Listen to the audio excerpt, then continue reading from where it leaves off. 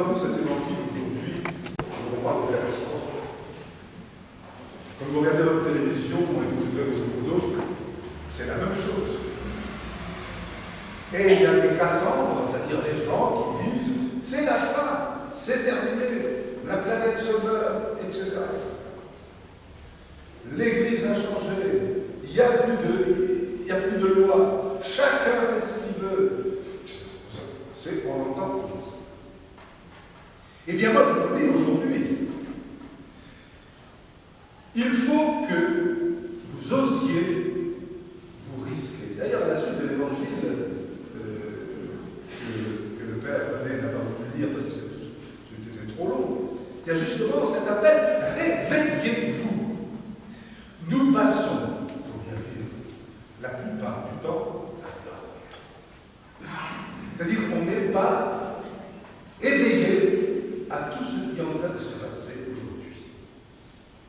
Il n'y a pour surfer au-dessus de la vague que des aigles, je veux dire des mystiques, qu'ils soient chrétiens, qu'ils soient bouddhistes ou qu'ils soient musulmans.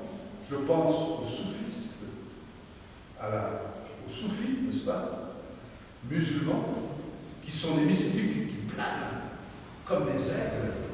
Je pense à Saint Jean de la Croix, je pense à la grande Thérèse d'Avila, et je pense aussi aux pères du désert, qui sont un peu les référents de nos frères orthodoxes. Ceux-là sont au-dessus de la mêlée, et c'est eux qui nous portent et qui nous obligent à lever les yeux vers le ciel.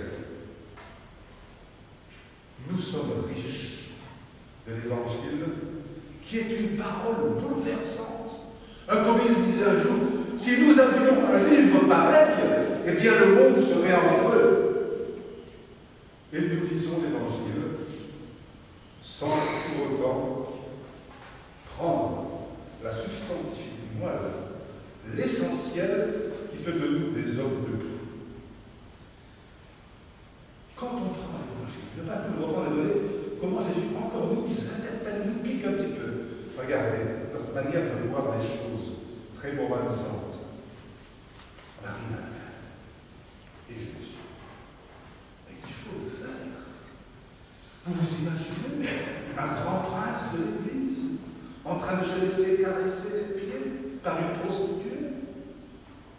Vous imaginez cela? La symbolique que donnait Jésus, il est bien dans son corps.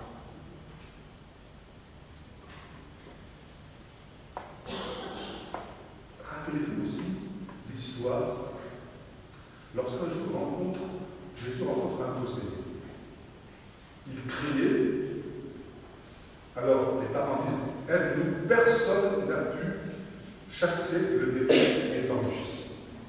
Alors Jésus dit, qui es-tu?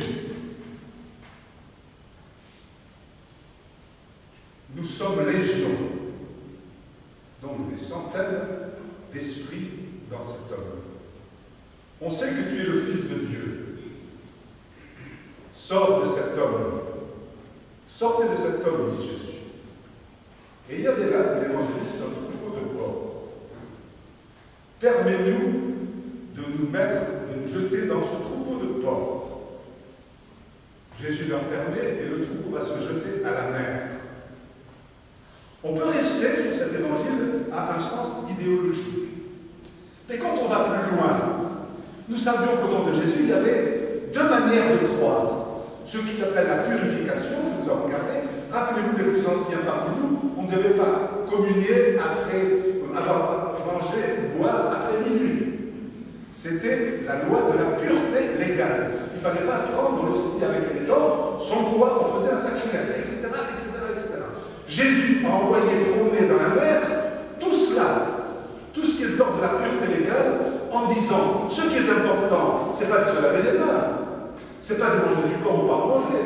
Ce qui est important, c'est de tendre la main à son frère qui est dans le besoin. Voilà ce qui est bon pour Dieu. Voilà le jeûne que Dieu aime et que Dieu attend. Ce n'est pas, n'est-ce pas, de donner des chèques partout, mais c'est d'aider son voisin qui est en train de mourir de solitude et de froid froid et de faim ou de chaleur à côté de nous. C'est ça l'évangile. C'est une mise en pratique de ce qui est à faire tous les jours. C'est ce qu'on appelle le système des spécialistes de l'évangile, surtout ceux qui ont été condamnés par le pape, qui s'appelle les théologiens de la révolution, n'est-ce pas? De la libération, pardon. C'est le système de la dette, ça veut dire je dois faire quelque chose pour sauver mon frère, et contre le système de la souillure. Bien. Alors, à nous d'agir maintenant. Jésus est clair là-dessus. Nous, dans tout ce qui se passe aujourd'hui, dans ces guerres qui sont là, on prend parti. L'évangile est clair là-dessus. Il dit, c'est simple, si vous aimez votre frère, si vous aimez votre mère et votre soeur, quelle différence y a-t-il entre vous et ce que vous appelez les païens? Moi, je vous dis, aimez ceux qui vous haïssent, aimez ceux qui vous persécutent. Qu'est-ce que ça veut dire? Bien sûr, en français, on n'a qu'un mot pour dire aimer. En grec, vous avez Eros, Agapé et Philène, on va faire beaucoup de grec. Mais ça veut dire ceci. Ça veut dire que je vais aller à la rencontre de celui qui n'est pas comme moi. Vous comprenez? Quelle que soit sa religion, quelle que soit la couleur de sa peau, quelle que soit sa tête, eh bien, je vais vers lui parce que le Seigneur me demande de faire des efforts pour le rencontrer et de l'accepter dans son altérité, ça veut dire dans tout ce qu'il est autre par rapport à ce que je suis moi. C'est ça, mes amis, l'évangile. Le reste, c'est du baratin politique. Voilà. L'évangile, c'est ça. Aller vers celui qui me fait peur. Essayer de le rencontrer. Passer par-dessus les préjugés, qu'ils soient sociaux, nationaux, de couleur, etc., pour le rencontrer dans ce qu'il est, un homme comme nous. Voilà. Ça, c'est l'évangile. Et c'est la rigueur de l'évangile. Le reste, je vous le dis, n'est qu'hypocrisie. Voilà. Ça suffit. Il faut qu'on ouvre les yeux là-dessus. Ou alors on est des hypocrites, on raconte des histoires. L'évangile de tout le temps autour du pot, il dit cela. Bien sûr, il ne dit pas encore une femme, il faut aimer les gens comme son mari et sa femme, c'est pas possible. Dieu se tient aux portes de l'autre. Voilà. Faire passer l'évangile, c'est bon, je termine là-dessus, dans notre vie. La Samaritaine a été transformée. Pourquoi? Parce que pour la première fois, voilà qu'un homme l'a regardé, non pas avec les yeux concupiscents de ceux qui vont se nourrir de la chair des femmes sur les trottoirs, mais quelqu'un qui l'a regardé dans ses yeux et qui lui restituait sa dignité de femme. C'est ça. On restitue à quelqu'un sa dignité de femme et d'homme. Il n'est plus objet dans la relation que l'on jette comme un Kleenex après une relation, mais il est sujet. Quand quelqu'un est réellement sujet de l'autre, il n'y a pas de péché.